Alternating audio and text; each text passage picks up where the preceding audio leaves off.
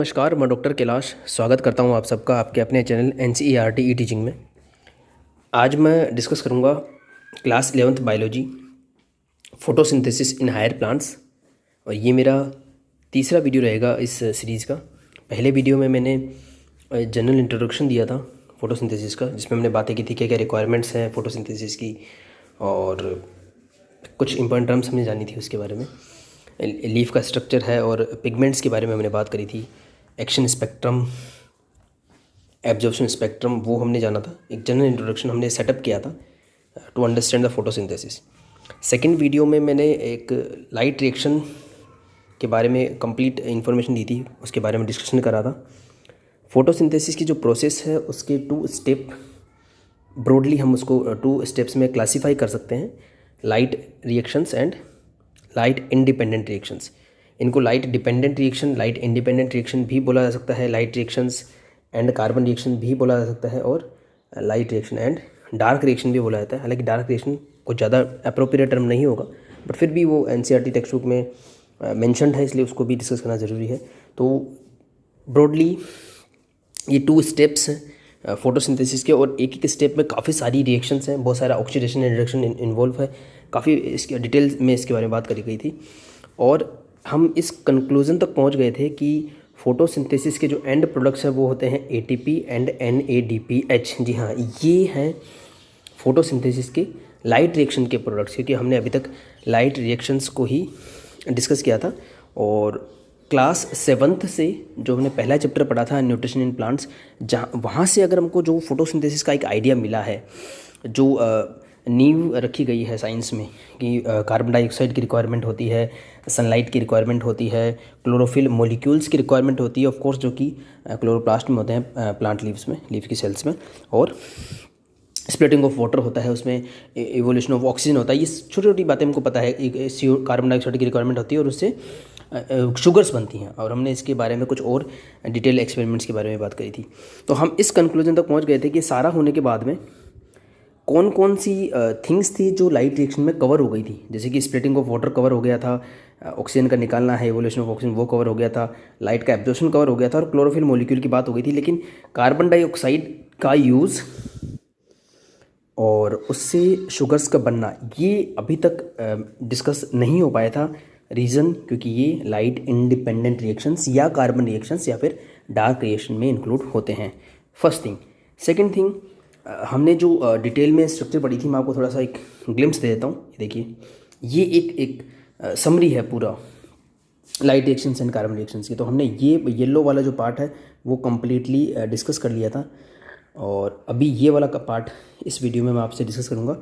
और अगर इस पूरे लाइट रिएक्शन को हम समराइज़ करें ग्राफिकल रिप्रेजेंटेशन के फॉर्म में, तो ये ऐसा कुछ दिखेगा। ये हमने पूरा डिस्कस किया था, क्या है इसका मतलब, रिएक्शन सेंटर्स क्या होते हैं, पिगमेंट्स क्या होते हैं, वीडियो नंबर 1 में आपको मिलेगा सारा कुछ। फिर ये उसका थोड़ा और डिटेल वर्जन है, इसको हम जेड स्कीम बोलते हैं। जिगजैग पैटर्न है इस ग्राफ का इस वजह से, और इसी का हमने सेलुलर लेवल पे या सब सेलुलर लेवल पे स्ट्रक्चर को भी हमने डिस्कस किया था, किस तरीके से ये प्रोटीन कॉम्प्लेक्सेस अपना काम करते हैं और किस तरीके से सारी चीज़ें पॉसिबल हो पाती हैं। और इसका जो है NCERT में ये जो अभी थोड़ा सा लेटेस्ट जो NCERT है उनमें ये जो थोड़ा सा मॉडिफाइड डायग्राम है इसका भी कंप्लीट डिस्कशन हमने कर लिया था। और हम इस कंक्लूजन पर पहुंच गए थे कि हमारे पास में आ जाते हैं after light reaction NADPH and ATP molecule. तो उसका रेशियो भी हमने डिस्कस किया था कि 3 ATP मॉलिक्यूल 2 NADPH मॉलिक्यूल, ये एक रेशियो रहता है फॉर 1 ऑक्सीजन जो इवोल्व होती है उसके लिए। तो ये सारी बातें हो गई थी। इसके बाद में ये जो हमने पूरा लाइट रिएक्शन को हमने पढ़ा, जिसमें स्प्लिटिंग ऑफ वाटर होता है, जिसमें लाइट का एब्जॉर्प्शन होता है, NADPH बनते हैं, ATP बनते हैं, उसको एक अलग नाम और दिया गया है, नॉन साइक्लिक फोटोफॉस्फोराइलेशन। जी हाँ, फोटोफॉस्फोराइलेशन क्या होता है इसकी भी हमने डिटेल डिस्कशन करी थी कि क्या होता है फोटोफॉस्फोराइलेशन। और इसी के साथ मैंने एक छोटा सा एक शॉर्ट वीडियो और दिया था आपको उन 2 वीडियो के साथ में, लेकिन हम अगर ऐसे इन जनरल कंसिडर करें तो 3 वीडियो हो जाएंगे। Photosynthesis general introduction, photosynthesis light reactions, और अभी जो मैं आपको वीडियो देने वाला हूँ जो ये करंट वीडियो है फोटोसिंथेसिस की कार्बन रिएक्शंस या फिर लाइट इंडिपेंडेंट रिएक्शंस। लेकिन बीच में मैंने छोटा सा सप्लीमेंट और दिया था, 10-15 मिनट का वीडियो था, जिसमें मैंने cyclic and non cyclic photophosphorylation को कंपेयर करके आपको बताया था। तो हम जो डिटेल्ड लाइट रिएक्शन जो मैंने डिस्कस कराया बाय द वे, वो एक्चुअली नॉन साइक्लिक फोटोफॉस्फोरेशन होता है। और उसका एक छोटा सा और वेरिएशन था साइक्लिक फोटोफॉस्फोरेशन। आप उस वीडियो को भी जरूर रेफर करना, काफ़ी इंटरेस्टिंग आपको लगेगा उसमें कि किस तरीके से हमने इस एनसीईआरटी के डायग्राम को कंसिडर करते हुए सारा डिफरेंस बड़ी इजीली समझ लिया था कि किस तरीके से हम ओड आउट कर सकते हैं फोटोसिस्टम 2 को, और किस तरीके से हम समझ सकते हैं साइक्लिक फोटोफॉस्फोरेशन को, और दोनों को हम कंपेयर किस तरीके से कर सकते हैं, डिफरेंसेस किस तरीके से बता सकते हैं। तो आज हम रेडी हैं कार्बन रिएक्शंस पढ़ने के लिए। उससे पहले की रिक्वायरमेंट्स के लिए आप वो वीडियो प्रेफर कर सकते हैं, आप अपना रिवीजन कर सकते हैं। या इन समरी लाइट रिएक्शन में जो थाइलेकोड इन्वॉल्व होती है, क्लोरोफिल मॉलिक्यूल्स इन्वॉल्व होते हैं फोटोसिस्टम 2 एंड फोटोसिस्टम 1 के, सारा कुछ रिएक्शन होकर के फाइनली हमको मिल जाता है NADPH, और केमी ऑस्मोसिस के मैकेनिज्म के थ्रू हमको मिल जाते हैं ATP मॉलिक्यूल्स 2:3 रेशियो में, बाय द वे ये हमको मिल जाते हैं। तो हम बात करते हैं कि अब ये कंज्यूम कहाँ होते हैं, इसके बारे में हम बात करते हैं। और अगर मैं बात करूँ फोटोसिंथेसिस की, तो बड़ा क्लियर कट इसमें हमको डिस्टिंक्शन देखने को मिलता है। Chloroplast is the site of photosynthesis, और उसमें भी क्लियरली ग्रेना जो है वो है डेडिकेटेड है वो लाइट रिएक्शंस के लिए, और स्ट्रोमा डेडिकेटेड है कार्बन रिएक्शंस के लिए बस। लेकिन थोड़ा सा इसमें ये रह जाता है कि जो थाइलेकोड की मेम्ब्रेन में जो मैंने ये पूरा रिएक्शन आपको बताया था ग्राफिकल रिप्रेजेंटेशन के ज़रिए, या फिर जो एनसीईआरटी का हमने डायग्राम भी डिस्कस किया था, होती डेफिनेटली ये थाइलेकोड की मेम्ब्रेन में ही है। लेकिन इस पूरी रिएक्शन का इफेक्ट पड़ता है थाइलेकोड ल्यूमेन पर भी और क्लोरोप्लास्ट स्ट्रोमा पर भी। जी हाँ, तो आप कंफ्यूज मत होइएगा।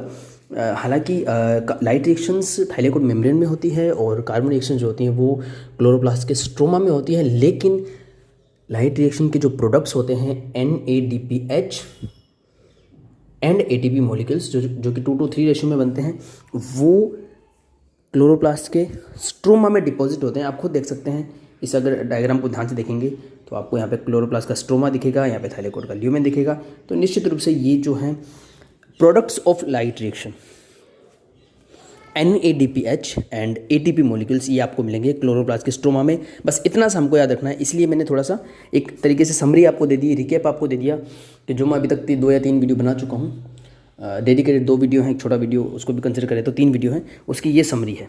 तो अब हम बिल्कुल अच्छे से रेडी हैं कार्बन रिएक्शंस पढ़ने के लिए। तो ये देखिए थाइलेकोड, फिर से NCERT वाला डायग्राम फिगर 13.7, NADPH भी हमको क्लोरोप्लास्ट के स्ट्रोमा में मिलते हैं, ये पूरा स्ट्रोमा कंटिन्यू है, और ATP मॉलिक्यूल्स भी हमको क्लोरोप्लास्ट के स्ट्रोमा में मिलते हैं। तो अब बात ग्रेना की मैं नहीं करूँगा, अगर करूँगा तो C3 एंड C4 प्लांट्स में डिफरेंस बताने के लिए करूँगा। अब हम चलते हैं सीधा स्ट्रोमा की तरफ। आइए तो डिस्कशन यहीं से शुरू करा जाए। Where are the ATP and NADPH used? तो जो ATP एंड NADPH मॉलिक्यूल्स जो कि 3:2 रेशियो में बनते हैं लाइट रिएक्शंस में, वो कहाँ पे यूज़ होते हैं? डेफिनेटली वो क्लोरोप्लास्ट के स्ट्रोमा में यूज़ होते हैं। डेफिनेटली वहाँ पर भी बहुत सारा रिएक्शंस, बंच ऑफ रिएक्शंस होता है जो कि एक पाथवे होता है, और वो पाथवे एक साइक्लिक फॉर्म में होता है, इसलिए उसको हम केल्विन बेंसन साइकिल भी बोलते हैं। सारी डिस्कशन करी जाएगी, वहाँ यूज़ होते हैं। और यूज़ होने के बाद क्या होगा, इन जनरल आप थोड़ा सा दिमाग लगा लीजिए कि फोटोसिंथेसिस का क्या एम होता है प्लांट्स का एम होता है समाज सेवा करना और ऑक्सीजन को जनरेट करना हम ह्यूमंस के लिए? नो, वो एक बाइक प्रोडक्ट है। ऑटोमेटिकली वो नेचर का बैलेंस है, ऑक्सीजन कार्बन डाइऑक्साइड का बैलेंस है, वो ऑटोमेटिक हमको मिल जाता है। लेकिन प्लांट का ये एम बिल्कुल भी नहीं होता है। प्लांट का एम ये भी नहीं होता है कि वाटर को स्प्लिट करा जाए। प्लांट का सीधा सा एम होता है कि उनके लिए वो अपना फूड बना सकें। जी हाँ, और उसके लिए वो कार्बन डाइऑक्साइड को एब्जॉर्व करते हैं प्लांट्स, और एब्जॉर्व करने के बाद में उससे वो शुगर्स बनाते हैं। तो अगर आप कार्बन डाइऑक्साइड की एक मॉलिक्यूलर फार्मूला जो कि हम सब फेमिलियर हैं ही, अगर आप देखेंगे उसमें, तो उससे आपको कार्बन तो मिल सकता है और ऑक्सीजन मिल सकता है, लेकिन हाइड्रोजन उसमें नहीं है। और अगर हमको कार्बोहाइड्रेट्स चाहिए, मैं सिंपली अगर ग्लूकोज का फॉर्मूला भी बना दूँ तो ये एक ग्लूकोज का फॉर्मूला निकल करके आता है C6H12O6। तो आपको H तो चाहिए, रफली आपको समझ में आ रहा है, तो वो H मिलते हैं H2O से। जी हाँ, इसीलिए प्लांट्स H2O को स्प्लिट करते हैं ताकि उसमें से H को यूज़ किया जा सके। खैर, ये इस तरीके की हम एक रिएक्शन पढ़ते हैं, तो बात करेंगे इसकी भी बाद में आराम से। तो इस जो स्टेटमेंट्स हैं इनको एक एक करके रीड कर लेते हैं और समझ लेते हैं क्या क्या लिखा हुआ है। The products of light reaction are ATP, NADPH and O2। हम समझ गए हैं, लेकिन प्लांट के लिए जो काम के हैं वो है ATP and NADPH। O2 diffuses out of the chloroplast. मुझे नहीं लगता ये समझने में हमको बिल्कुल भी कन्फ्यूजन होगा, क्योंकि डिफ्यूजन ऑफ गैसेज होता है from its higher concentration to lower concentration, जो भी होता है वो डिफ्यूजन से ही कार्बन डाइऑक्साइड मिलती है लीव्स को, प्लांट्स को, और डिफ्यूजन के थ्रू ही जो है ऑक्सीजन जो है आउट हो जाती है, एक्सेल हो जाती है। ATP and NADPH are used in synthesis of food, correct है, in the presence of light, but it is dependent on the products of light reaction. ये क्या लिखा हुआ है? खैर मैं आपको जनरल समझाता हूँ कि डार्क रिएक्शंस में या कार्बन रिएक्शंस में लाइट की कोई रिक्वायरमेंट नहीं होती है, बस लाइट रिएक्शन के प्रोडक्ट्स की रिक्वायरमेंट होती है। इस तरीके से ये लाइट पे डिपेंड करती हैं ये रिएक्शंस। लेकिन एक और थोड़ी सी डीप बात ये है कि जो भी बायोकेमिकल रिएक्शंस होती है लिविंग ऑर्गेनिजम्स में या सेल्स में, ऐसी कोई भी रिएक्शन नहीं होती जिसमें एंजाइम्स का यूज़ ना हो। जी हाँ, हर कोई केमिकल रिएक्शंस किसी न किसी एंजाइम से कैटेलाइज ज़रूर होती है, स्पीड अप ज़रूर होती है। और एंजाइम्स मोस्टली हमारी सेल्स में बने होते हैं प्रोटीन्स के।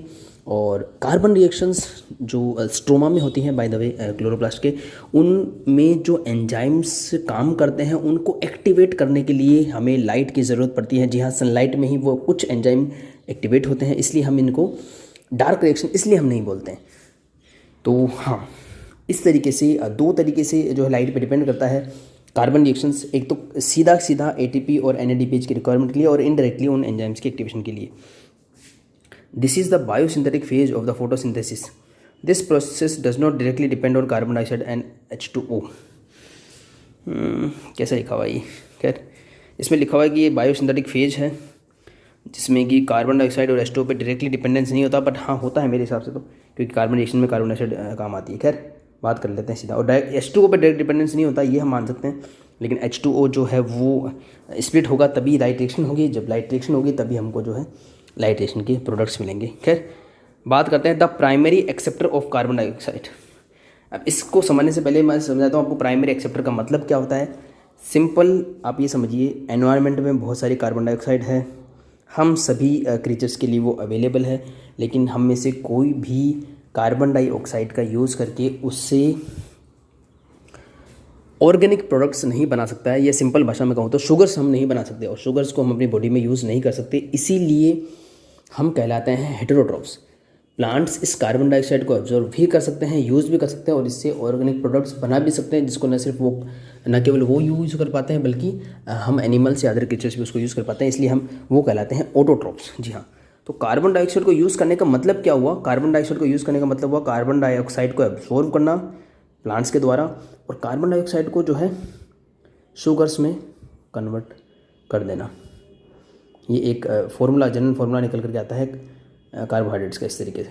तो ये जो है कन्वर्ट करना का मतलब एक लंबी बायोकेमिकल रिएक्शंस की चेन होगी। पर आप इतना समझ लीजिए कि उस कार्बन को, उस ऑक्सीजन को जो कार्बन डाइऑक्साइड के मॉलिक्यूल में है, उनको फिक्स कर दिया गया है ऑर्गेनिक प्रोडक्ट्स में। इसको बोलते हैं कार्बन फिक्सेशन।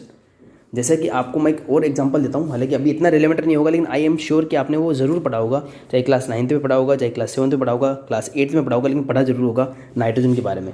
हम सबको पता है कि काफ़ी ज़्यादा नाइट्रोजन है एनवायरनमेंट में, 70% से भी ज़्यादा नाइट्रोजन है हमारे पास में। और ये नाइट्रोजन हमको ज़रूरत पड़ती है, सभी लिविंग क्रीचर्स को नाइट्रोजन की ज़रूरत पड़ती है। क्यों ज़रूरत पड़ती है नाइट्रोजन की? क्योंकि हमारी बॉडी में जो प्रोटीन्स होते हैं उनके कुछ कंपोनेंट्स होते हैं, उनको हम बोलते हैं एमिनो एसिड्स। अगर आपको थोड़ा कॉम्प्लिकेट लगे तो सिंपल बताता हूँ। हमारे बॉडी के जो प्रोटीन्स होते हैं वो उनको बनाने के लिए नाइट्रोजन की ज़रूरत पड़ती है। तो हमारी बॉडी के प्रोटीन्स को बनाने के लिए जो नाइट्रोजन चाहिए वो हम डायरेक्टली क्या हम सांस लेके ले सकते हैं एनवायरनमेंट से? अगेन आंसर होगा नो। जैसे हम कार्बन डाइऑक्साइड को डायरेक्टली यूज़ नहीं कर सकते, नाइट्रोजन को भी हम डायरेक्टली यूज़ नहीं कर सकते, प्लांट्स भी उसे डायरेक्टली यूज़ नहीं कर सकते। कुछ बैक्टीरिया है जो इस नाइट्रोजन को यूज़ करके अमोनिया या फिर अमोनियम आयंस, अगर मैं 4 कर दूँ तो ऊपर प्लस आ जाएगा, या फिर कुछ और प्रोडक्ट्स बनाते हैं, मान लो नाइट्रेट है, नाइट्राइट है, इस तरीके के प्रोडक्ट्स बना देते हैं। और ये प्रोडक्ट्स जो है प्लांट्स यूज़ करके उनसे एमिनो एसिड्स बना देते हैं, या मैं सिंपल वर्ड यूज़ करता हूँ ऑर्गेनिक प्रोडक्ट्स बना सकते हैं। या और सिंपल आप समझना चाहें तो वो ऐसे प्रोडक्ट्स बना सकते हैं जिनको प्लांट्स भी यूज़ कर सकें और हम एनिमल्स भी यूज़ कर सकें। तो हम इसको बोलते हैं nitrogen fixation. I am sure कि आपने ये वर्ड ज़रूर सुना होगा, नाइट्रोजन फिक्सेशन। तो एनवायरनमेंट में जो नाइट्रोजन गैस है, उस नाइट्रोजन गैस के नाइट्रोजन को ऑर्गेनिक प्रोडक्ट्स में कन्वर्ट कर देना, ताकि हम प्लांट्स एनिमल्स हम सब उसको यूज़ कर पाएँ, तो इसको बोलते हैं नाइट्रोजन फिक्सेशन। अगर बैक्टीरिया ऐसा काम कर रहे हैं तो हम इसको बोलते हैं बायोलॉजिकल नाइट्रोजन फिक्सेशन, और अगर कुछ इंडस्ट्रीज़ के द्वारा ऐसा हो रहा है तो हम इसको बोलते हैं इंडस्ट्रियल नाइट्रोजन फिक्सेशन। अब हम बात करते हैं कार्बन की। तो सेम ऐसा ही अगर कार्बन डाइऑक्साइड के साथ करा जाए तो उसको हम बोलते हैं कार्बन फिक्सेशन। तो एनवायरनमेंट में कार्बन डाइऑक्साइड भी अवेलेबल है, चाहे 0.03% ही क्यों ना हो, और नाइट्रोजन भी अवेलेबल है, चाहे वो 78% ही क्यों ना हो, लेकिन उसे डायरेक्टली यूज़ नहीं किया जा सकता। जब हम इनहेल करते हैं, जब हम ब्रीदिंग करते हैं, तो हम सिर्फ और सिर्फ ऑक्सीजन को डायरेक्टली यूज़ कर सकते हैं, क्योंकि हमारे लंग्स इस पूरी प्रोसेस के लिए केपेबल हैं। तो इस तरीके से आप समझ सकते हैं कि कार्बन डाइऑक्साइड को प्लांट्स फिक्स करते हैं। अब फिक्स करने का मतलब, अब आगे हम बहुत सारे रिएक्शन तो डेफिनेटली पढ़ेंगे ही पढ़ेंगे, लेकिन पहला स्टेप क्या होगा आप खुद समझ आइए। एक ए नाम का कोई एक मॉलिक्यूल होगा, ऑर्गेनिक मॉलिक्यूल, उस पर कार्बन डाइऑक्साइड को प्लांट अगर अटैच कर दे तो हम बोलेंगे भाई देखो ये कार्बन डाइऑक्साइड फिक्स हो गई है। अब इसके बाद में इसमें कुछ कन्वर्जन्स होंगे डेफिनेटली, और फिर एक ऐसा प्रोडक्ट बनेगा जैसे कि शुगर्स हैं, चाहे सुक्रोज हो चाहे स्टार्च हो, वो प्लांट के भी काम आ सकता है और हम एनिमल्स के भी काम आ सकता है। तो पहला जो एक जो प्रोडक्ट मैं बता रहा हूँ उस पर कार्बन डाइऑक्साइड अटैच हुआ, तो हमने बोला ये है primary acceptor of carbon dioxide. मतलब कार्बन डाइऑक्साइड को अगर फिक्स करना है प्लांट की सेल्स में, तो कोई ऐसा मॉलिक्यूल, कोई ऐसा केमिकल, कोई ऐसा एक स्ट्रक्चर तो चाहिए जिस पे कार्बन डाइऑक्साइड अटैच हो सके। वो होगा primary acceptor of carbon dioxide. उस मॉलिक्यूल का क्या नाम है और कैसे इसकी डिस्कवरी हुई, बहुत इंटरेस्टिंग है। आप इंटरनेट पे भी सर्च कर सकते हैं, इसके लिए एक्सपेरिमेंट्स भी हुए थे, और केल्विन साइंटिस्ट थे, मेल्विन केल्विन, उन्होंने करे थे। इसलिए ये जो एक पूरा पाथवे एक डिस्कवर होकर सामने आया, उसको हम बोलते हैं केल्विन साइकिल या फिर केल्विन बेंसन साइकिल या फिर C3 साइकिल, बहुत सारे नाम है, मैं पूरा आपको समझाऊंगा अच्छे से। तो फिलहाल ये जो ए कंपोनेंट है उसका नाम भी दिया हुआ है, नाम देख लेते हैं क्या नाम है उसका। नाम है 5 कार्बन कीटो शुगर RUBP, बड़ा कन्फ्यूजिंग नाम है। अब यहाँ पर आपको बायोमोलिक्यूल्स का जो आपको नॉलेज है वो काम आएगा। मैं आपको फिर बता रहा हूँ कि class 11th and class 12th physics chemistry biology, आप कोई भी सब्जेक्ट पढ़े थोड़ा सा डीप में आ जाता है, तो कुछ तो आपको प्रीवियस नॉलेज इसमें होना ही चाहिए। और अगर मैं बात करूँ बायोमोलिक्यूल्स की, तो बायोमोलिक्यूल्स एक ऐसा चैप्टर है बायोलॉजी का जो काफ़ी इंपॉर्टेंट है पूरी की पूरी बायोलॉजी को समझने के लिए, और न सिर्फ बायोलॉजी को समझने के लिए बल्कि केमिस्ट्री को समझने के लिए भी। इसलिए क्लास 12th के जो सिलेबस में ये केमिस्ट्री में चैप्टर है biomolecules with structure of course, और क्लास 11th में चैप्टर नंबर 9 है बायोमोलिक्यूल्स। इस साल हालांकि ये टर्म 1 का सिलेबस में चला गया है, इस वजह से हो सकता है कि हमको इतना याद ना रहा हो उसके बारे में, but biomolecules is very important. तो उस लिहाज से मैं आपको एक छोटी सी इन्फॉर्मेशन और शेयर कर देता हूँ, वीडियो थोड़ा सा लंबा हो जाएगा बट आपको इजीली समझ में आ जाएगा। जब हम बात करते हैं कार्बोहाइड्रेट्स की, तो इसका मतलब होता है, आप क्लास 12th में फिर पढ़ेंगे केमिस्ट्री में, ऑर्गेनिक केमिस्ट्री में, और आप अपने जो केमिस्ट्री टीचर की हेल्प भी ले सकते हैं अगर आपको थोड़ा सा कन्फ्यूजन हो इस बारे में। तो aldehydes and ketones, polyhydroxy aldehydes and ketones जो होते हैं उनको हम कार्बोहाइड्रेट्स बोल सकते हैं। जनरल ये काफ़ी ओवर सिंप्लीफाइड टर्म हो जाएगी, फिर इसमें अगर हम पॉलीसेकेराइड की बात करेंगे तो फिर बाद में उनका हाइड्रोलाइसिस वर्ड भी आएगा, तो डेफिनेशन थोड़ी सी कॉम्प्लिकेटेड हो जाएगी। बट फिलहाल मैं आपको बात करता हूँ, अगर हम सुक्रोज की बात करें, हम चाहे ग्लूकोज की बात करें, हम फ्रक्टोज की बात करें, गैलेक्टोज की बात करें, किसी की बात करें, वो सब के सब होते हैं या तो एल्डिहाइड्स या फिर कीटोन। एल्डिहाइड का मतलब होता है CHO ग्रुप, उसके बाद में कार्बन, कितने भी कार्बन हो सकते हैं, और इसमें OH ग्रुप का होना ज़रूरी है। OH ग्रुप एक से ज़्यादा हुए तो हम इसको बोलते हैं पॉलीहाइड्रोक्सी। जी हाँ, पॉली मतलब मोर देन 1। तो पॉलीहाइड्रोक्सी एल्डिहाइड अगर आपको बनाना हो, अगर आप थोड़ा सा भी केमिस्ट्री का IUPAC का नॉलेज आपको होगा, तो आपको कम से कम इसमें 3 कार्बन तो चाहिए। एक CHO बनाने के लिए, दूसरे पे एक OH अटैच होगा, तीसरे पे एक OH अटैच होगा, तभी तो ये पॉलीहाइड्रोक्सी एल्डिहाइड बन पाएगा, अदरवाइज तो कैसे बनेगा। तो मिनिमम 3 कार्बन के ही आपको कार्बोहाइड्रेट देखने को मिलते हैं। ट्रायो शुगर्स इनको बोलते हैं। अगर 4 कार्बन हो तो इनको हम टेट्रोज बोलते हैं, 5 हो तो पेंटोज बोलते हैं, 6 हो तो हेक्सोज बोलते हैं, 7 हो तो हेप्टोज बोलते हैं। इस तरीके से इनका नाम बढ़ता जाता है। ये सारे शुगर हम फेमिलियर हैं, हमने नाम जरूर सुने होंगे, मैं आपको बताऊंगा, आपको जरूर रिकॉल हो जाएगा। बढ़ते हैं इस चैप्टर में आगे। और इसी तरीके से अगर हम 3 कार्बन का कीटोन बनाना चाहें तो वो कीटोन इस तरीके से बनेगा, CH2OH CH2OH। इसको भी फिर और डिटेल में आप बना सकते हो, OH अलग कर सकते हो, HH अलग कर सकते हो, जो भी है। तो ये एक मिनिमम 3 कार्बन का एक एल्डिहाइड हमारे सामने आता है और एक कीटोन आता है। इसको हम बोलते हैं ग्लिसरॉल एल्डिहाइड, और इसको हम बोलते हैं डाईहाइड्रोक्सी एसीटोन। बहुत इंपॉर्टेंट स्ट्रक्चर्स हैं दोनों। चैप्टर नंबर 14 में ग्लाइकोलाइसिस में ये दोनों स्ट्रक्चर बड़ी काम आएंगे आपके। 3 कार्बन की ये शुगर्स हैं, और इनके फॉस्फेट अटैच हुए हुए आपको वेरिएंट्स देखने को मिलेंगे, जैसे कि ग्लिसरॉल एल्डिहाइड 3 फॉस्फेट, यहाँ पे एक फॉस्फेट जुड़ा हुआ मिलेगा आपको, या फिर डाई हाइड्रोक्सी एसीटोन फॉस्फेट, ऐसा आपको नाम मिलेंगे, फॉस्फेट जुड़ा हुआ मिलेगा। खैर ये स्ट्रक्चर्स आपको चैप्टर नंबर 14 में काम आएंगी, और चैप्टर नंबर 13 में केल्विन साइकिल में भी बड़ी इंपॉर्टेंट होती अगर इसमें आपके डिटेल स्ट्रक्चर्स होती। लेकिन हायर क्लासेज में जब आप केल्विन साइकिल पढ़ेंगे, चाहे वो ग्रेजुएशन हो या पोस्ट ग्रेजुएशन, ये स्ट्रक्चर्स और इनके नाम बड़े काम आएंगे। बहुत इजी है, बहुत इंपॉर्टेंट है, इसलिए मैंने डिस्कस करा। हालांकि क्लास 11th बायोलॉजी के हिसाब से अगर ये नहीं भी समझ में आए तो एक बार चल जाएगा। एक और छोटी सी जानकारी शेयर करूंगा। 3 कार्बन की ये शुगर है, आप समझ गए होंगे। एक तो एल्डिहाइड है, दूसरा कीटोन है, और इन दोनों को अगर हम मिला दें तो बन जाएगी 6 कार्बन की शुगर, जिसको हम बोलते हैं ग्लूकोज। जी हाँ, ग्लूकोज इस तरीके से बनता है। आप ग्लाइकोलाइसिस चैप्टर नंबर 14 अगर आपने पढ़ लिया पहले तो आपको इजीली समझ में आ जाएगा कि जब शुगर का ब्रेकडाउन होता है ग्लूकोज का, ग्लूकोज 6 फॉस्फेट या फ्रक्टोज 6 फॉस्फेट बनने के बाद में, तो ये दोनों प्रोडक्ट बनते हैं glyceraldehyde 3 phosphate and dihydroxy phosphate. और जब ये जुड़ते हैं तो फिर से बन जाएगा फ्रक्टोज 1,6 बिस फॉस्फेट, फिर से बनेगा फ्रक्टोज 6 फॉस्फेट, फिर ग्लूकोज 6 फॉस्फेट। मतलब कि अगर आप ग्लाइकोलाइसिस को रिवर्स डायरेक्शन में चला दोगे तो वो शुगर बनने की प्रोसेस आपको समझ में आ जाएगी। ग्लाइकोलाइसिस में एक्चुअली शुगर्स का ब्रेकडाउन होता है। हम ब्रीदिंग में पढ़ेंगे, रेस्पिरेशन में पढ़ेंगे, नेक्स्ट चैप्टर में पढ़ेंगे। तो ये छोटी सी जानकारी थी, आगे बड़ी काम आएगी अगर आपको थोड़ी स्ट्रक्चर समझ में आती है तो। ये मैं पूरा क्लीन कर देता हूँ। सेम चीज़ जो मैंने आपको बताई थी 3 कार्बन के लिए, अगर मैं उसको रिपीट कर दूँ 5 कार्बन के लिए, तो 1 2 3 4 5। ये बिल्कुल भी अननेसेसरी डिस्कशन नहीं है। अगर आपको ये चीज़ समझ में आती है तो आपके बड़े काम आएगी। थोड़ा सा अगर आपके पास टाइम निकल सके तो इसको जरूर समझिएगा।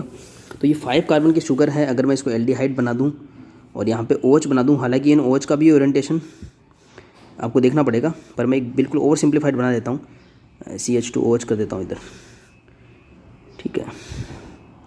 तो इस तरीके से यहाँ पर ये बैलेंस कर देता हूँ, हालांकि पता ही होगा आपको बैलेंस किस तरीके से किया जाता है।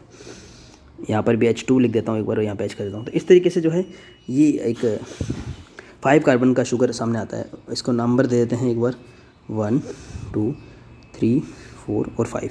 ये एक पेंटोज शुगर होगा। जी हाँ, क्योंकि इसमें 5 कार्बन है, 2 3 4 5। जी हाँ, 5 कार्बन का शुगर होगा तो उसको क्या बोलेंगे, पेंटोज। अब पेंटोज शुगर एल्डिहाइड भी हो सकता है और कीटोन भी। ये आप कार्बोहाइड्रेट्स में पढ़ेंगे, ऑर्गेनिक केमिस्ट्री में और बायोमोलिक्यूल में, ऑफ कोर्स आपने पढ़ लिया होगा। तो अगर मैं इस स्ट्रक्चर को इस तरीके से बनाऊं तो ये दोनों के दोनों में आपको, अगर आप एटम्स काउंट करेंगे तो आपको एटम्स बराबर ही मिलेंगे। आप काउंट करके कोशिश कर लीजिएगा। तो ये दोनों आइसोमर्स कहलाते हैं, इनको आइसोमर्स बोलते हैं। एक एल्डिहाइड है तो दूसरा कीटोन है, इसको एल्डोज शुगर बोलते हैं। एक एग्जांपल है, दूसरे एग्जांपल को हम कीटोज शुगर बोलते हैं।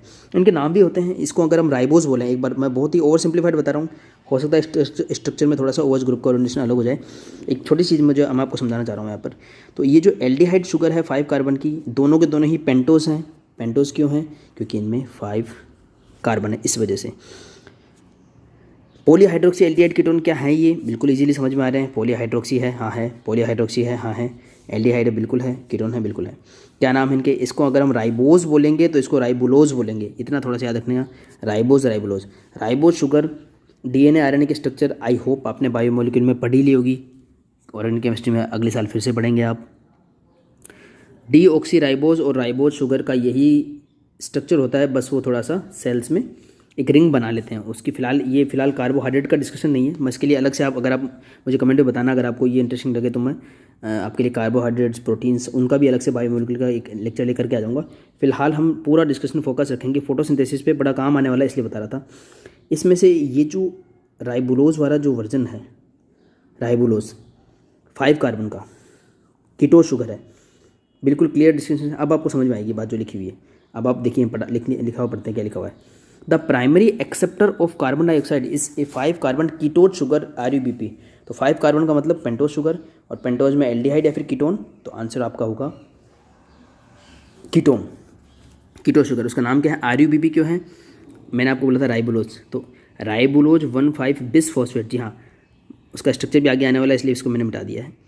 तो इसको डिस्कशन को बाद में पढ़ेंगे, पहले स्ट्रक्चर देख लेते हैं। ये देखिए, ये रहा आपके सामने राइबुलोज 1,5 बिस फॉस्फेट। तो सेम वही स्ट्रक्चर है, देख लीजिए आप, बिल्कुल कीटोन शुगर है।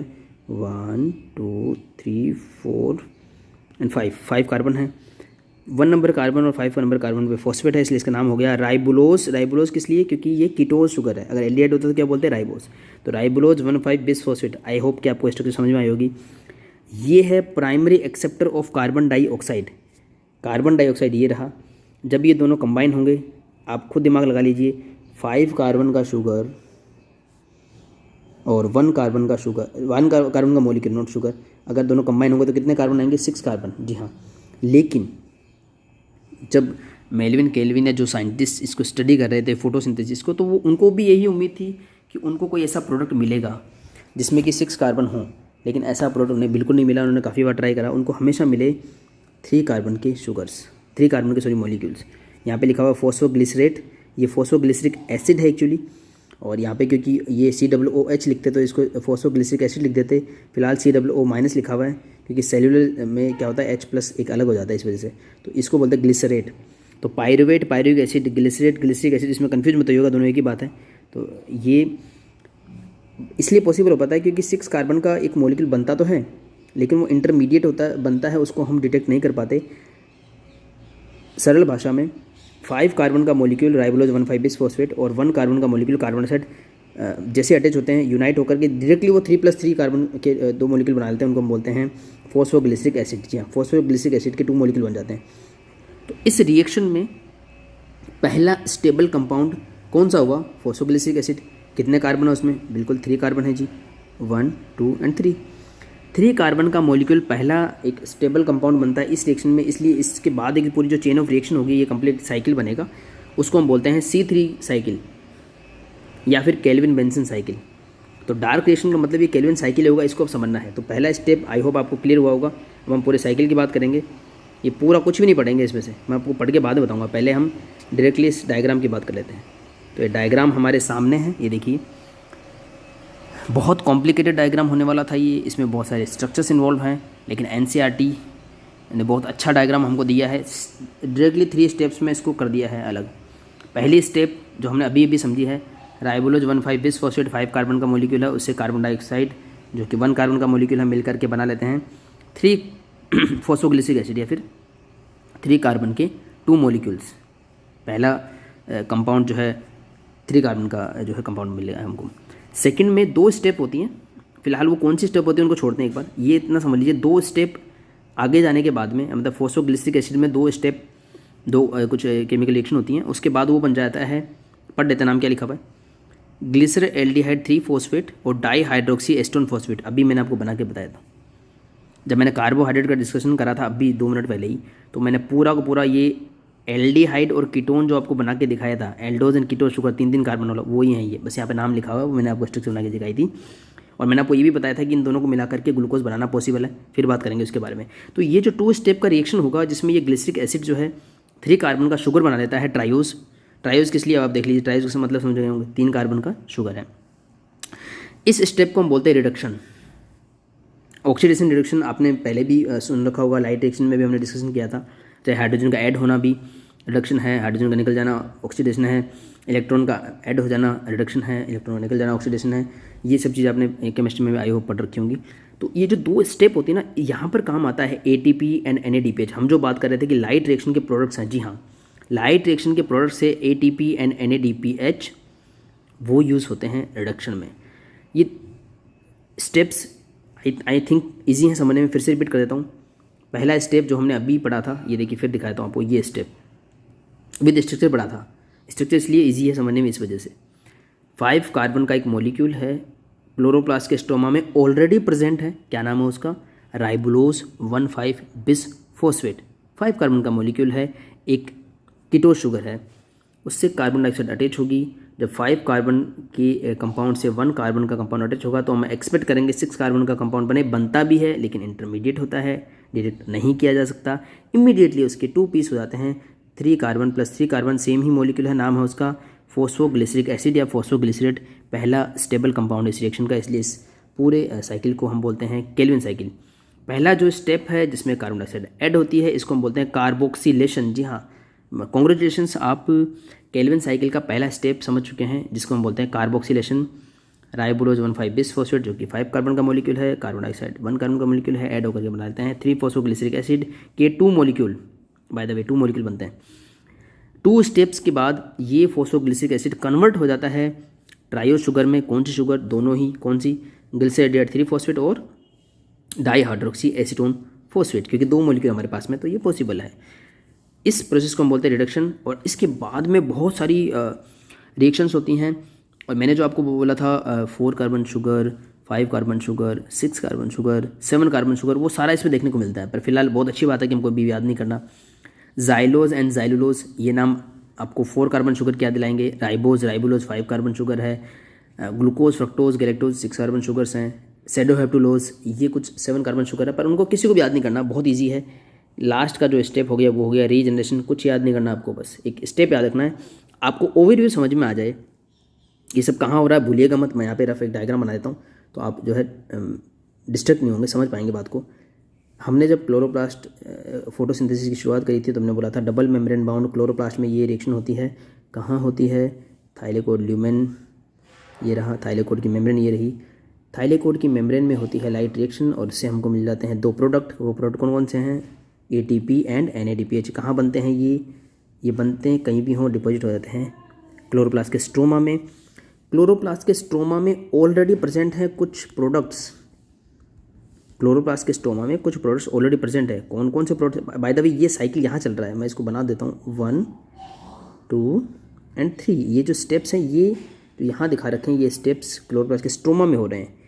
तो क्योंकि ATP और NADPH लाइट रिएक्शन में बने तो हैं, स्ट्रोमा में डिपॉजिट हुए तो हमको ऑलरेडी अवेलेबल हैं। कार्बन डाइऑक्साइड कहाँ से आती है? आपको पता ही होगा, डिफ्यूजन के थ्रू स्टोमेटा से आ जाती है क्लोरोप्लास्ट तक। तो कार्बन डाइऑक्साइड आती है और इस स्टोमा में ऑलरेडी प्रेजेंट है केमिकल, ये एक मॉलिक्यूल जिसका नाम है राइबोलोज 1,5 बिसफॉस्फेट। तो उससे कार्बन डाइऑक्साइड अटैच होती है। 3 कार्बन का एक मॉलिक्यूल बनता है, एक नहीं एक्चुअली 2 मॉलिक्यूल बनते हैं, पर 1 या 2 ये कैलकुलेशन हमारे अंडरस्टैंडिंग पे डिपेंड करती है। ये साइकिल मल्टीपल टाइम्स चल रहे होते हैं, हम वो भी सीखेंगे किस तरह से कैलकुलेशन करी जाती है। और पहला स्टेप कार्बोक्सिलेशन कंप्लीट होता है। 2 स्टेप के बाद में एक और स्टेप कंप्लीट होता है, इसको हम बोलते हैं रिडक्शन, और इससे हमको मिल जाता है ट्रायो शुगर 3 कार्बन की। और उसके बाद में बहुत सारे मॉडिफिकेशन होते हैं और हमको फाइनली फिर से वही प्रोडक्ट मिल जाता है जिसको हम बोलते हैं राइबोलोज 1,5 बिसफॉस्फेट। इसी को हम बोलते हैं regeneration of the first molecule. और इसीलिए इसको बायोकेमिकल साइकिल भी बोलते हैं।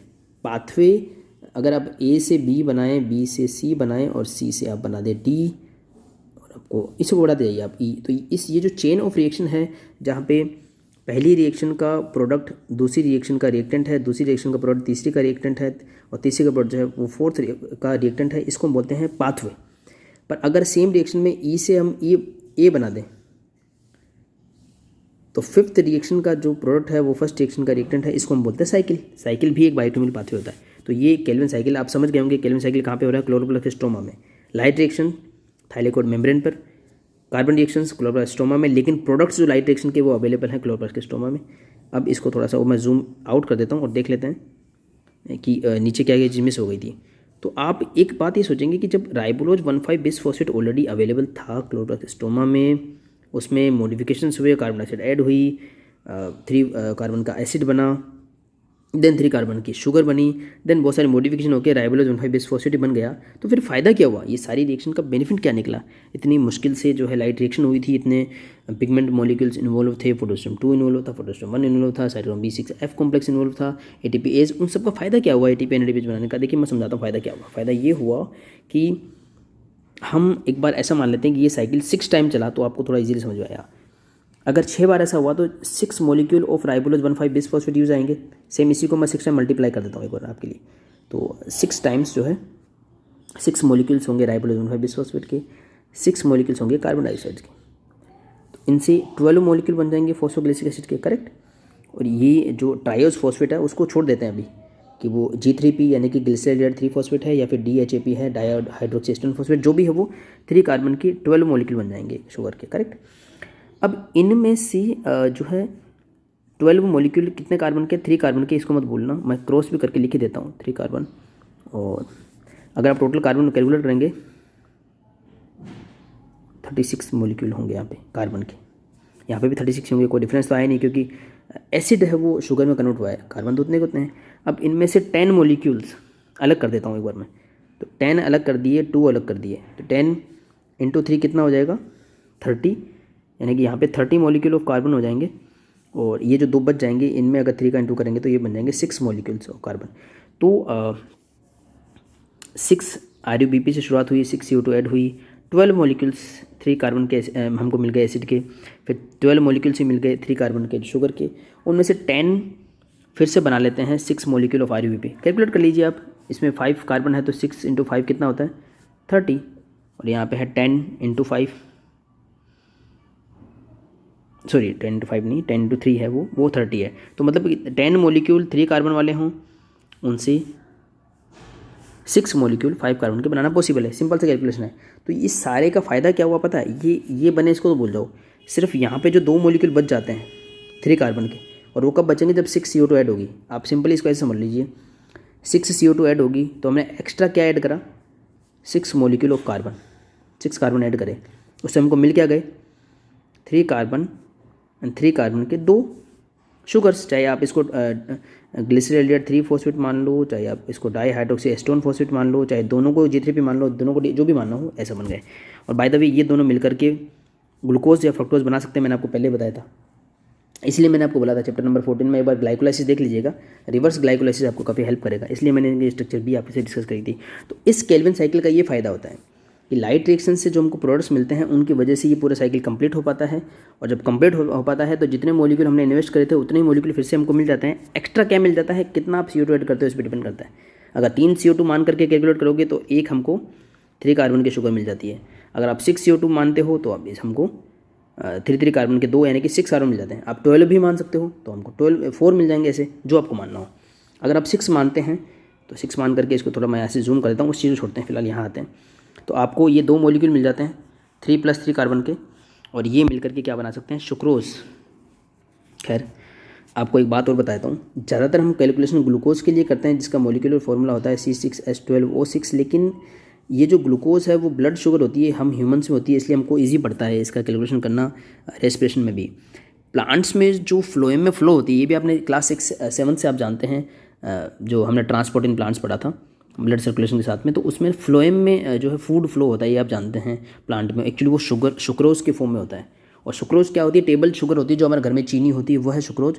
और सुक्रोज होता है glucose plus galactose, glucose plus fructose, जो कि मतलब कि हमारा ब्लड शुगर ग्लूकोज और फ्रूट शुगर फ्रक्टोज। ये सब इन्फॉर्मेशन आपको मिलेगी चैप्टर नंबर 9 बायोमोलिक्यूल्स में, और केमिस्ट्री में भी आपको इन्फॉर्मेशन मिलेगी। तो वो होता है एक्चुअली सुक्रोज एक डाइसैकेराइड जो कि जिसमें कि 12 कार्बन होंगे। सिंपल है बिल्कुल, ग्लूकोज में 6 कार्बन है, फ्रक्टोज में 6 कार्बन है, तो सुक्रोज में जो है वो 12 कार्बन्स होंगे। तो ये 12 कार्बन्स का अगर हमको मॉलिक्यूल हमको बनाना हो, इसलिए मैं आपको बोला था कैलकुलेशन आप पे डिपेंड करती है। तो आप अगर इसको कैलकुलेट करोगे, आपको 3 कार्बन के शुगर के लिए कैलकुलेट करना है तो 3 बार इस साइकिल को मान लीजिए। आपको एक ग्लूकोज के लिए कैलकुलेशन करनी है तो 6 बार मान लीजिए, और अगर आपको एक सुक्रोज के लिए कैलकुलेशन करनी है तो 12 बार, जितनी बार आप मानना चाहें उस हिसाब से इसकी कैलकुलेशन पॉसिबल है। तो ऐसा होता है। अगर ये जो मॉलिक्यूल्स जो बन रहे हैं ड्यूरिंग दिस प्रोसेस, कौन सी प्रोसेस है ये, carboxylation, reduction and regeneration. Carboxylation, reduction and regeneration, ये 3 स्टेप है केल्विन साइकिल की। ये कब पॉसिबल हो पाती हैं, जब कार्बन डाइऑक्साइड अवेलेबल हो पाती है हमको एनवायरनमेंट से, plus ATP and NADPH available हो पाते हैं। ये अवेलेबल कब हो पाते हैं, by the process of light reaction. जी हाँ, क्योंकि ये हैं प्रोडक्ट्स लाइट रिएक्शन के, इसीलिए लाइट रिएक्शन की रिक्वायरमेंट है फोटोसिंथेसिस में, ताकि हमको ATP एंड NADPH मिल सके और ये साइकिल कंप्लीट हो सके। कौन सी cycle, carboxylation, reduction and regeneration. फ़ायदा क्या होगा, आफ्टर रिडक्शन जो मॉलिक्यूल बनेंगे 3 कार्बन की जो शुगर्स बनेंगी वो ज़्यादा बनेंगी और थोड़ी उनसे कम रीजनरेशन में यूज़ आएंगी। तो अगर पूरे का प्रॉफिट हम देखेंगे तो डिपेंड करता है कितने कार्बन डाइऑक्साइड आप ऐड कर रहे हैं। अगर आपने 6 कार्बन डाइऑक्साइड ऐड करिए तो हमको ऐसे 2 मॉलिक्यूल मिल जाएंगे, 12 ऐड करिए तो हमको ऐसे 4 मॉलिक्यूल बन जाएंगे, और उनसे सुक्रोज बनना पॉसिबल है, जो कि फ्लोएम के थ्रू, देखिए यहाँ पे लिखा हुआ भी फ्लोएम के थ्रू वो मूव कर सकता है। अगर ये क्लोरोप्लास्ट में ही रह गया, मैं फिर से बनाता हूँ आपके लिए क्लोरोप्लास्ट, देखिए रेड कलर का बन गया है। तो क्लोरोप्लास्ट में जो ये है ग्रेना, स्टोमा में हो रहा है कार्बोक्सिलेशन, रिडक्शन, रीजनरेशन। कार्बोक्सिलेशन में CO2 यूज़ आती है, रिडक्शन में ATP एंड NADPH यूज़ आते हैं। और एक चीज़ और नोट कर लेना कि रीजनरेशन में भी ATP यूज़ आ रहे हैं, देखिए। तो ATP दोनों जगह काम आ रहे हैं, रिडक्शन में भी और रीजनरेशन में। NADPH सिर्फ रिडक्शन में काम आ रहे हैं। इसलिए मैंने आपको बोला था, याद रखना, जो नॉन साइक्लिक फोटोफॉस्फोराइलेशन है, ये जो लाइट इंडिपेंडेंट रिएक्शन था, उसमें आपको 3:2 रेशियो में बन रहे थे, कौन, ATP और NADPH। तो इसलिए इसी रेशियो में काम आ रहे हैं। तो आपको समझ में आ गया होगा कि लाइट रिएक्शन में जो प्रोडक्ट्स बनते हैं ATP एंड NADPH, और जिस रेशियो में बनते हैं उसी रेशियो में कंज्यूम भी होते हैं, तो सफिशिएंट है वो फोटोसिंथेसिस के लिए। तो आप सोचेंगे कि साइक्लिक फोटोफॉस्फोराइलेशन का क्या रोल है, वो एक्स्ट्रा रिक्वायरमेंट्स को पूरा करने के लिए होता है, एक तरीके का सप्लीमेंट है साइक्लिक, रिप्लेसमेंट नहीं है। तो जब भी हम फोटोसिंथेसिस की बात करते हैं तो definitely for sure light independent reaction में हमेशा नॉन साइक्लिक फोटोफॉस्फोराइलेशन होता है, प्लस कार्बन रिएक्शन में केल्विन साइकिल होता है। जो भी वेरिएंट्स है वो इनके सप्लीमेंट्स हैं, इनके रिप्लेसमेंट्स में नहीं है, ये हमेशा याद रखना। चाहे हम C3 साइकिल की बात करें, C4 साइकिल की बात करें, या CAM पाथवे जो कि क्रॉसुलेशन एसिड मेटाबॉलिज्म पाथवे होता है, वो भी C4 पाथवे और CAM pathway along with C3 cycle होते हैं, बस C3 साइकिल को रिप्लेस नहीं किया जा सकता। तो ये जो साइकिल है इसको हम बोलते हैं केल्विन साइकिल, या फिर हम इसको बोलते हैं C3 साइकिल, या फिर हम इसको बोलते हैं केल्विन बेंसन साइकिल। यही है हमारे कार्बन रिएक्शंस। तो फोटोसिंथेसिस का आपको समझ में आ गया होगा। मैं फिर से वो मेन जो एक डायग्राम था जो पूरी समरी को रिप्रेजेंट कर रहा था, वो काफ़ी इंटरेस्टिंग डायग्राम है, फिर से लेके चलता हूँ उस पर। आप कहाँ गया वो डायग्राम?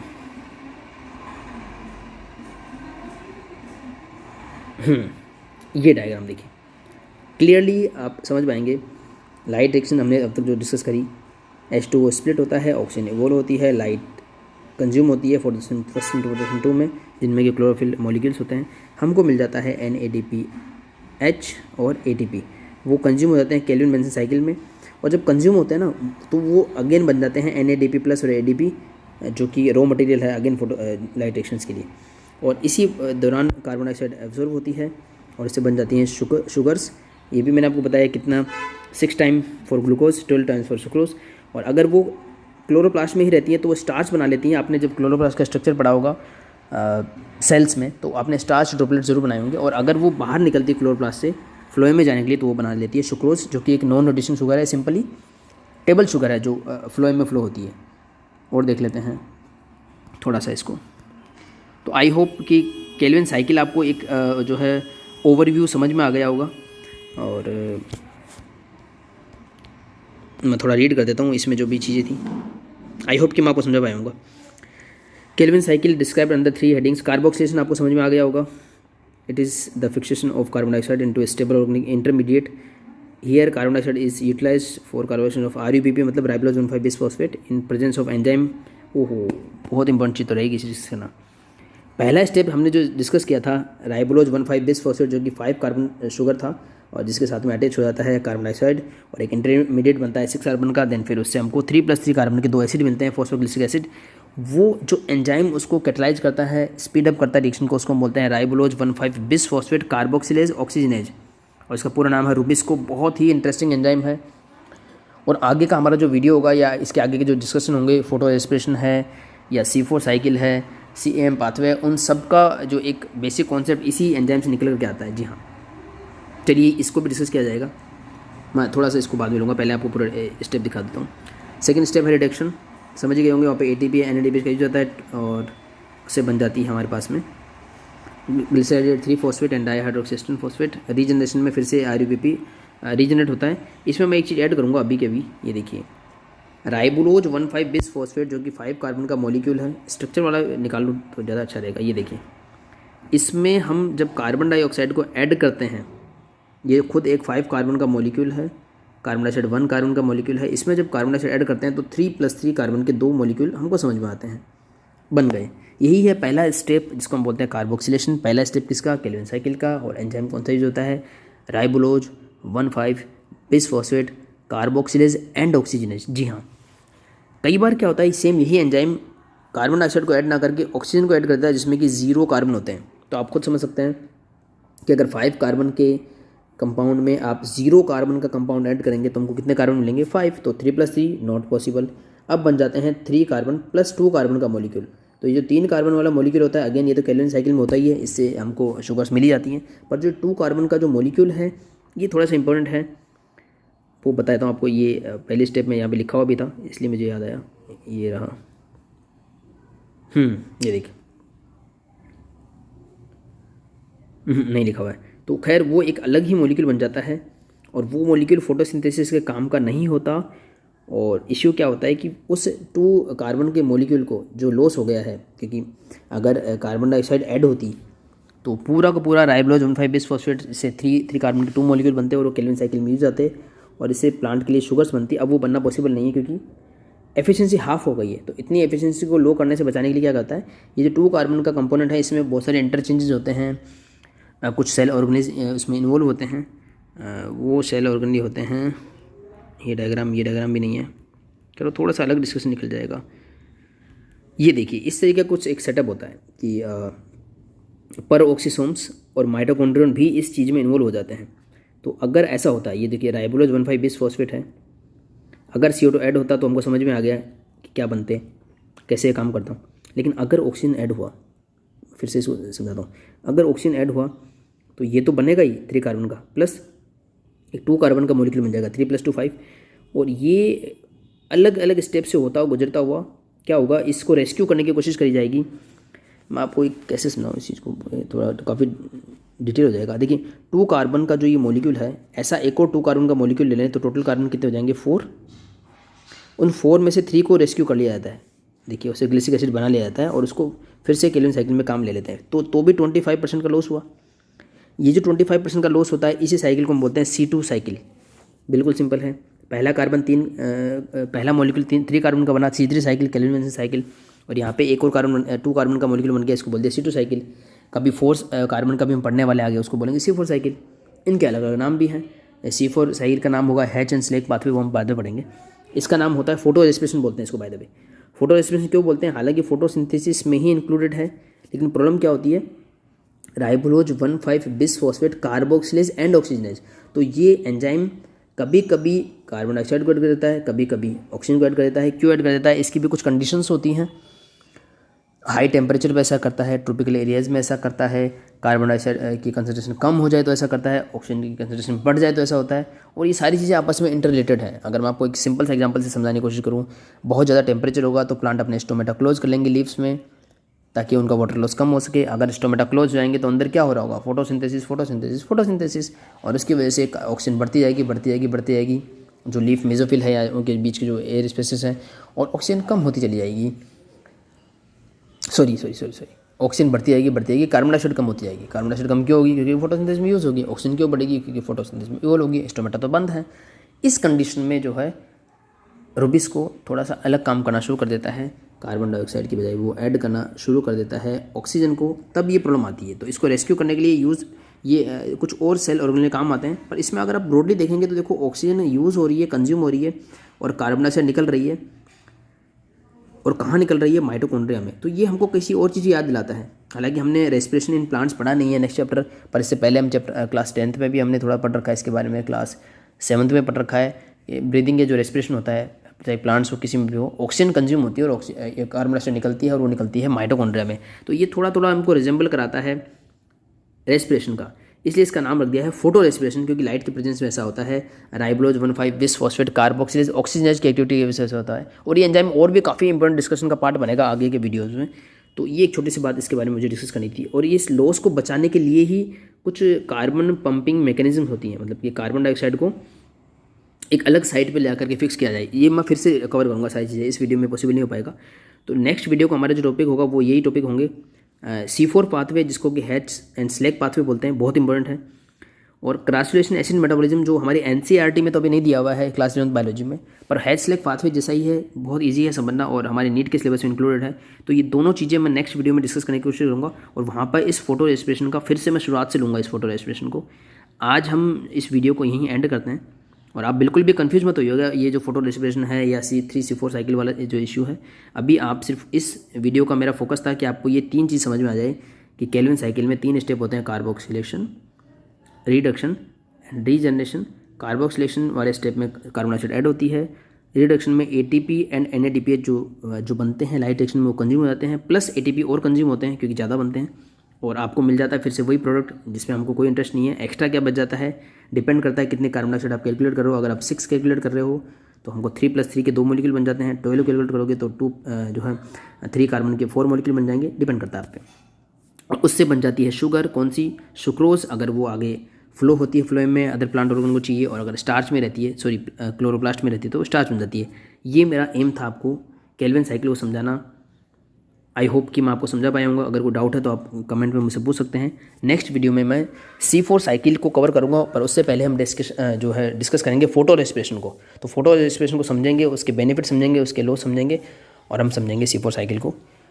तब तक के लिए सभी को धन्यवाद।